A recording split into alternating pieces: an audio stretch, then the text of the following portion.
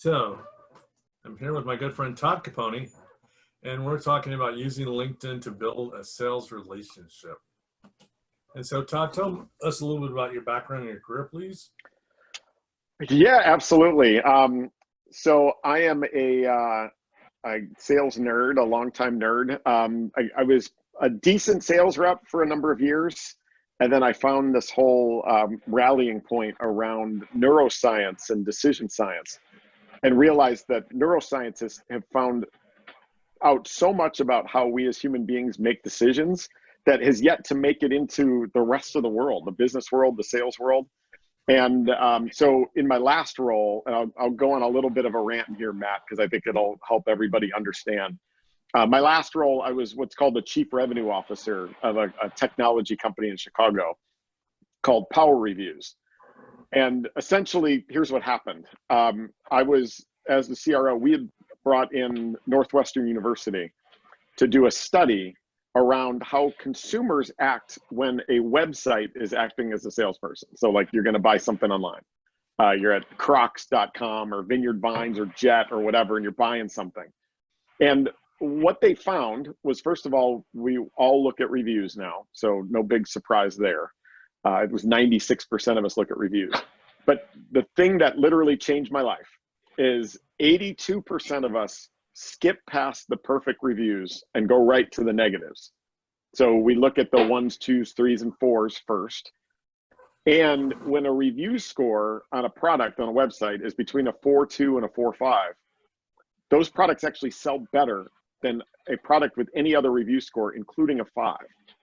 And so I'm looking at, I'm like, all right, a website acting as the salesperson, a 4.2 sells better than a 5.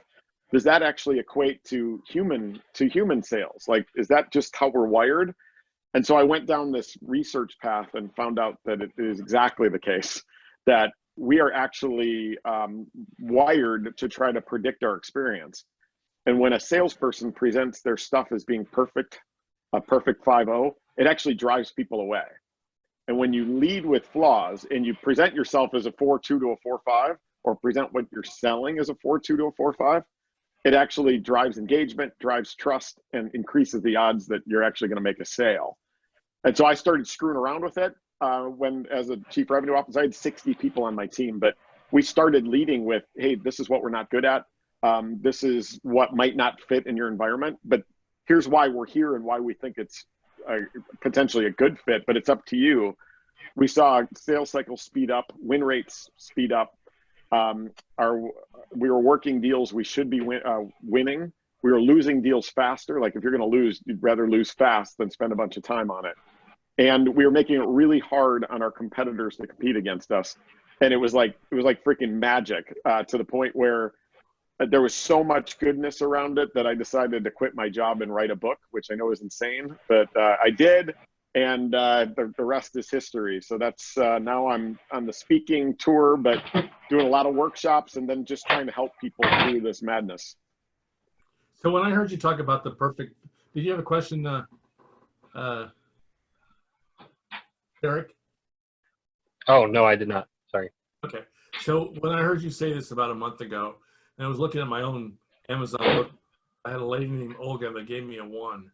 Couldn't substantiate it, but she gave me a 1 the rest of the 4.5s. So it's kind of in that sweet zone of 4.2 to 4.5. And so what you're saying is consumers are looking for something that's not perfect. They don't expect perfect. And honestly, if a customer expects perfect, they're not a good customer either, right? Well, yeah, I mean, part of it is if all we get is perfect speak, we're wired to know that perfect doesn't exist. And That's so right. it's funny. So there was an author I was talking to that had a book out, and he had nothing but 5-star reviews. And then he gets a 1-star review. And it's funny, just like yours, the 1-star review, he read it to me. And it was like, this toaster sucks. The cord is not long enough to where I need it in the kitchen. It turns out the review was about a toaster, not about his book, but it brought down his whole review score. And he was so angry about it. But if you look at the neuroscience around it, that crazy 1-star review actually lends credibility to all the 5s. So the 5s must be real because there's a 1 in here too. And it's like with anything, we're wired to want to read the reviews because it builds trust. But when we see a negative one, we know whether it applies to us or not. It's like you're going to go pick a restaurant and you go and you see that somebody wrote a review that the service sucked, that they went at a Friday night at 7 o'clock and there were so many people there and the food took forever to come out and it was cold. You think to yourself, well, I'm not going on a Friday night at 7. I'm going on a Wednesday at 5. That service won't apply to me. It'll be better. Is the food good? So that's the way we're wired. And so when you take it to a human-to-human selling environment, when all we do is go, we're perfect, we're awesome, and did I mention how awesome we are? Salespeople or human beings are just like, you're full of crap. Like, help me predict what my experience is going to be like. Why might this not work? And when we do, that's what drives up the trust and the engagement and speeds decision making. And so that's what we're going to talk about today is trust, especially trust with people within LinkedIn, because we're having people that are trying to build trust as they build relationships as they leave the military. So what would you tell people as far as trust? What are some key factors for trust? Oh, wow. I mean, there's so much, but I think that one of the things that I encourage people to do, so if you're leaving the military, and let's say you're looking for a job, this literally just happened 10 days ago. I've got to tell this story because I'm actually a little proud of it, the way it worked out, but I think it might be applicable to everybody. There was a guy that called me and said, Todd, I'm looking for a job. And I'm a finalist for a role, but the other finalists have more experience than me. And as a matter of fact, on the job description, it says it requires 5 years of experience in this vertical or this industry. And he's like, I don't have any. And I'm like, well, why are they still talking to you? And he said, well, they like my general sales experience. They like my background. They like my sports background. But I just don't have the experience, but they brought me in. And so what I told them to do was to lead with it. So when the interview starts, don't pretend like, hey, let's hope that doesn't come up again. Let's lead with it. And so what I advised them to do is go into the interview, and this was 2 Thursdays ago, go into the interview and start with, hey, before we start, can we talk about basically the elephant in the room? But let's talk about this this idea that your job description says you require 5 years of experience in this vertical, and I don't have any.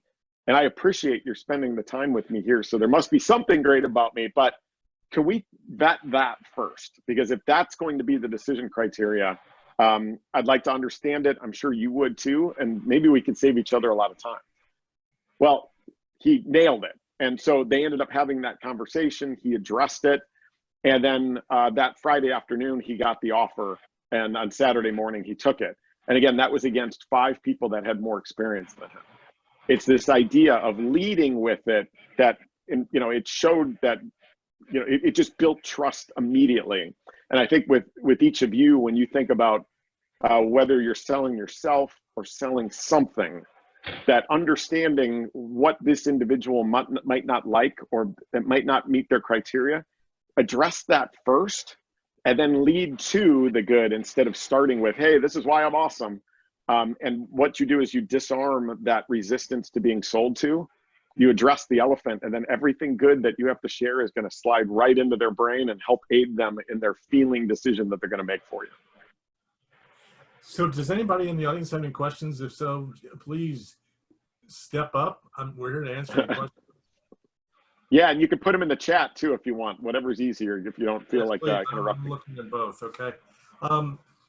So what you're saying, and this is really important for military guys because they're going to go into a room where they may not have the attributes or the experience in the corporate world, but they have all the other variables. So address those variables and address those discrepancies that you may have. Is that what you're saying, my friend? Yeah, embrace transparency, right? Now, I'm not telling you to take it too far. Like, I'm not saying that you should start by, hey, this is why I suck. But like, that's not it. It's like when you think about your pros and your cons, I always advocate for leading with the pros, lead with the things that if you were on the other side of the table that you might be worried about, and vet those first, because that's what builds trust. And then when you do lead to why you're awesome, that will resonate more if you've led with the cons first instead of starting with it. And that's a total neuroscience, behavioral science thing, but I'm telling you, it's like magic. And every time that I've tried it or given that advice that's been executed well, the results have been amazing. And it's not a trick. It's literally the way you build trust. And it's the way that you would appreciate somebody presenting to you as well. So that's kind of like one of my key things that I dislike about LinkedIn is the number of people that have written to me and said, "Dear Matt, we're concerned about the coronavirus. We hope you're well." It's like, yeah, I'm not really sensing a lot of trust there. Yeah, I mean, hollow empathy is crap, right? And it's if you haven't built any relationship, it really doesn't resonate very well. So yeah, I'm with you there. Okay. And then of course, I hear some noise in the background. Who's that? That's me. So I'll go on. There you go. Okay. So I'm hearing a lot of, I'm seeing a lot of people think of LinkedIn as a sales machine. Do you remember the fax machine about 20 years ago? Yeah. and you would you'd put your card into that bowl right there, and all of a sudden you're getting offers from people you don't know.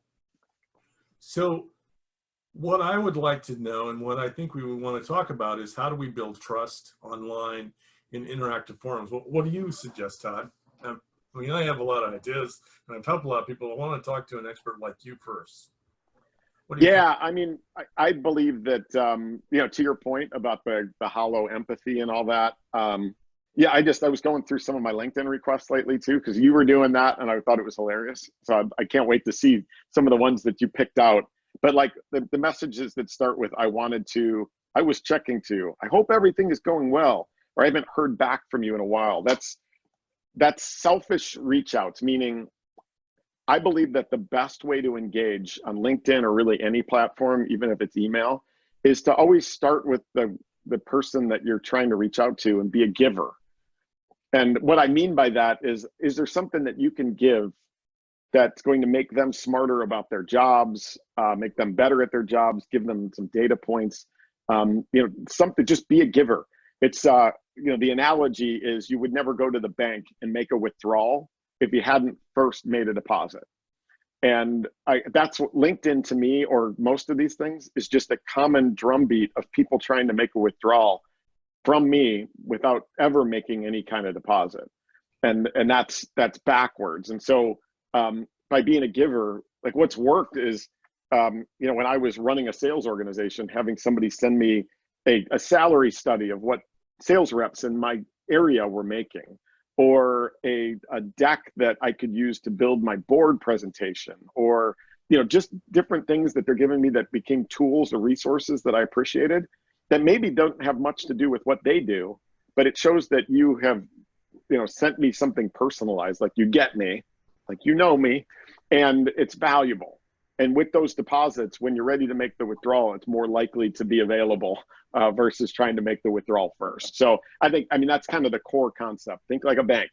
You can't make a withdrawal until you've made a deposit. And so think about the relationships that you're trying to build as LinkedIn, with LinkedIn, as opportunities to make deposits into a bank account that eventually, when you go to withdrawal, it'll be a lot easier. So I think the thing of it is, I'm looking at our two guests here, and I'm going to pick on you, Derek, for just a second. Or I'm going to select you, Derek. Here you are, you're 17 years out. Now you're trying to reach out to people that can advise you on possibilities within your desired career field. How do you make deposits with people if you're talking with them for the first time, or you're connecting with them? What would you recommend, Todd? Well, I mean, Derek, you're selling yourself, right? So at this point? Yes. Okay. And why don't, if Matt, if you don't mind us going on a little tangent, I'd love to help out. Let's do it. Yeah, dude. So tell me a little bit about what you're looking to get into. So the 17 years in the military, suffered an unfortunate accident that's going to stop me from continuing military service on to 20. So I have to actually I haven't had a lot of time to do transition. They're gonna, I'll have to be getting out here in like September. Um, Being an intelligence analyst, I think that I could, go on to work contracting or government in that field. And I've done that a long time. Passion's still there to do it. I just never had the opportunity to explore anything else. And like I was telling Matt earlier, I'm kind of open to all opportunities. I've looked at organizations like USAA and Amazon. I've seen that, they have military friendly hiring programs, and definitely got connected into those. And really the biggest thing that the withdrawal that I'm trying to take from LinkedIn right now is knowledge. Mm-hmm. Folks with shared experiences that have done this.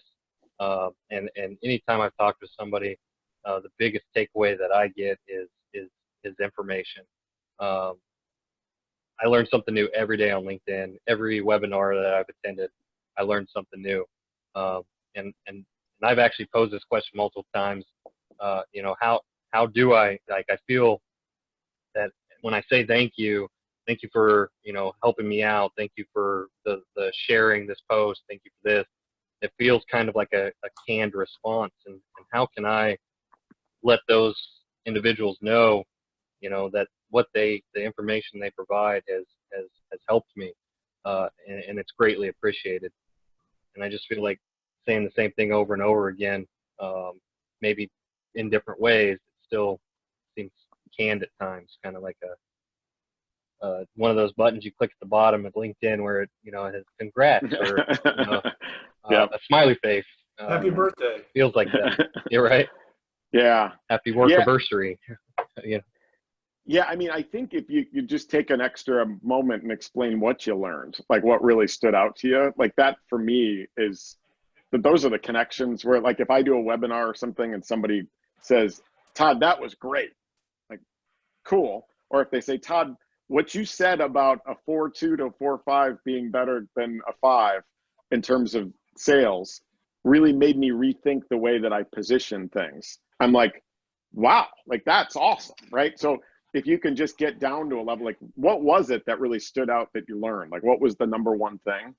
I think that would really create that connection and maybe create a conversation that may help. So that's number one.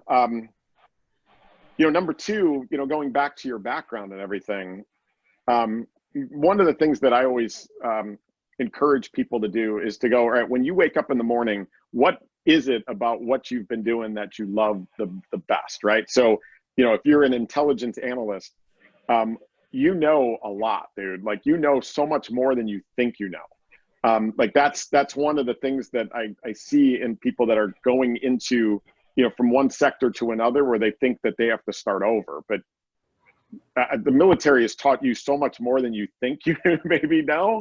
And I'm wondering if there's ways that you can, I don't know, Matt, if you've talked to anybody about this, but I'm a believer in. For you to, I'm gonna add to what you're saying. But please. Perfect. Yeah, I mean, I'm an advocate for brand building. Like, write a post about, something unique about what you've learned about intelligence. Or, I mean, I think that just, for me, who, a civilian who's never experienced that before, that would be super interesting to me, and maybe pull people in and start to create a brand around yourself as an expert in this.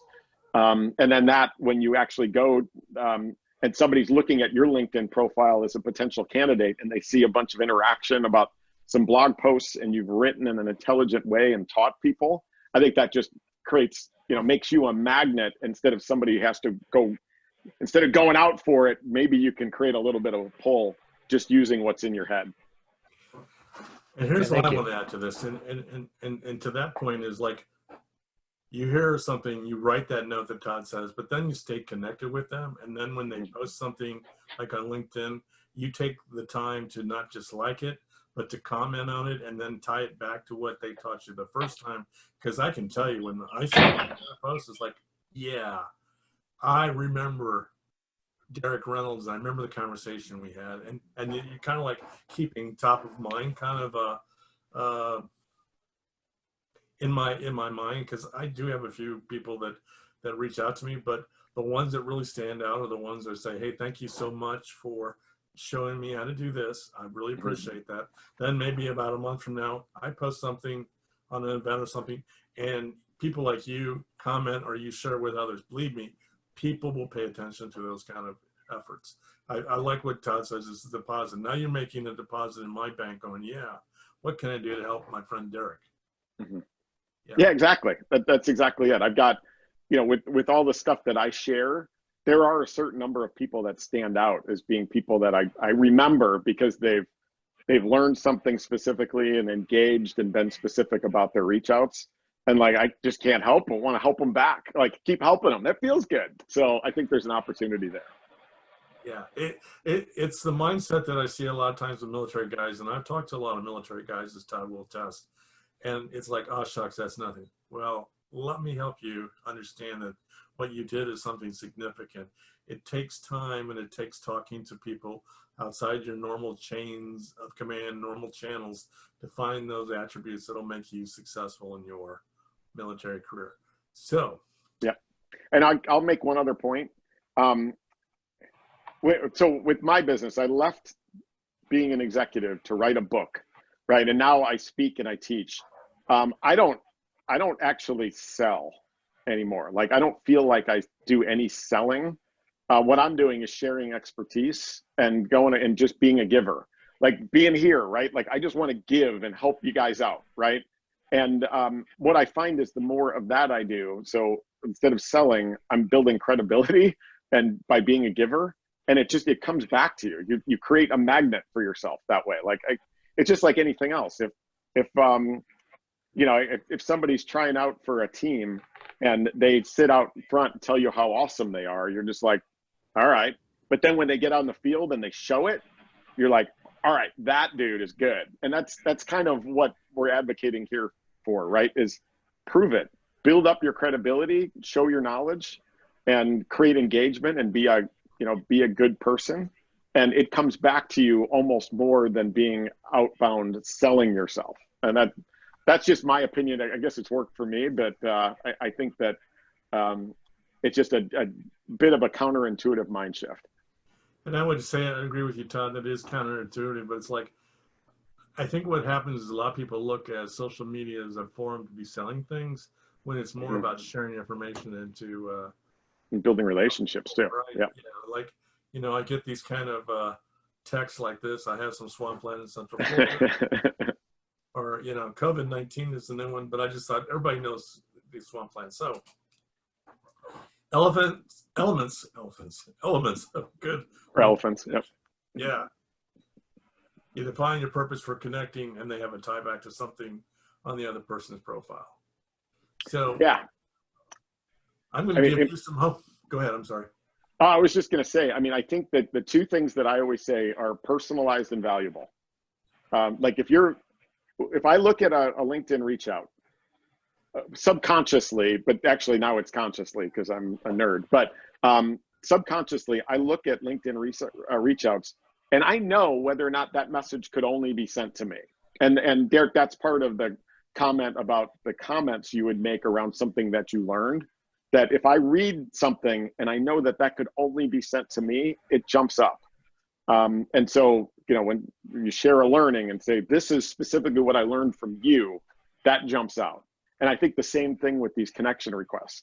Just like, Todd, I'm connecting with you because I heard you on this podcast and you talked about this, and I can't wait to learn more. I'm like, oh, like burst into tears. That's perfect, right? I think that's and that's, when Matt talks about the tie back to something on the other person's profile, it could be a podcast or an article or something that they've done, but it all comes down to quality versus quantity, right? Just spend an extra minute, go through their profile, and then figure out what talked to you, what resonated with you, and make that part of your reach out. And man, those things those jump up really, really quickly. Thank you. So here's one of my notes that I got from Erica, and few common connections, right? But wait, it gets better. But let me show you a really good one to tie back to what we were just saying. Mm-hmm. They tied it back to an article. they said it was interesting, and this is why they'd like to add that person to my professional network. So that was really, it's not hollow, and it's saying, hey, I noticed that you did this and it helped my life. Okay. I hope that this wasn't to you though, because it says to Sarah. I know, I've just pulled out these really good ones. Oh, So, good. Okay. yeah. And then this one, and then here's Erica again. Okay. I didn't really jump at her request to connect. Yeah. And all of a sudden I'm getting this secret group, right? Small business growth basics. Yeah. And I noticed you didn't get a chance to respond to my last message. Hey, Erica, thanks for the reminder why I didn't open the last one. Like those are the craziest starts of all time. Those drive me crazy. So this typifies this, and this is not what you want to do, Derek, and the rest of the people that are watching this, okay? So we've just wrapped up just a really basic concept of sales. You know, as you build your Rolodex, virtual Rolodex of connections, stay in touch, stay purposeful, stay connected. What else would you like to add to this, Mr. Caponi? Other than we're going to know that the Chicago Bears are going to win the Super Bowl this year, right? Well, I hope there's football. My gosh, I'm like, it's driving me crazy. And the Bears are likely not going to win the Super Bowl, but I appreciate the thought. No, I think that, again, you know, make all of your outreaches less about you. So get rid of the I's and we's. Make it about the individual you're reaching out to. Personalized, valuable, be a giver. You just think about those three things. Every interaction, personalized, valuable, be a giver. You're going to win. You're going to build relationships. And then, you know, Derek, and for everybody else, I think LinkedIn provides just an incredible opportunity to share your knowledge and build credibility. And even if you write a post and put it out there and nobody sees it, somebody will see it. The right person will see it at some point when they look at your profile and see what you've interacted with. And it's an opportunity to build credibility and show that you're a knowledgeable individual. And I think everybody knows more than they think they do. Just share that knowledge and you'll build a brand for yourself. And the next thing you know, you'll hopefully be swatting away offers as you, transition out. So that's that. And then, the Bears have some quarterback issues that they're going to have to deal with. We got to work on that. Yeah, that's true. So, Todd, thank you so much for joining us during a busy week for you. I'm very grateful to have you. I'm going to set this up as a YouTube video in a day or two. So if people want to see it, they can. The information you gave was stellar. I think a lot of people don't really understand the sales aspect of even transition. And so on behalf of everybody that I work with and everybody that's going to see this, thank you for taking time to help. Yeah. And on LinkedIn, if any of you, like Derek, anybody want to connect with me and you've got more questions, I'm happy to help anytime. I appreciate what you guys do, and I want to be an asset to you as well. So thank you. Thank you, Todd. Thank you, guys. And from rainy San Antonio, this is Matt Shear with the Career Ladders program. Thank you so much, and good afternoon. Thank you, Matt. Todd. Thank you. See ya.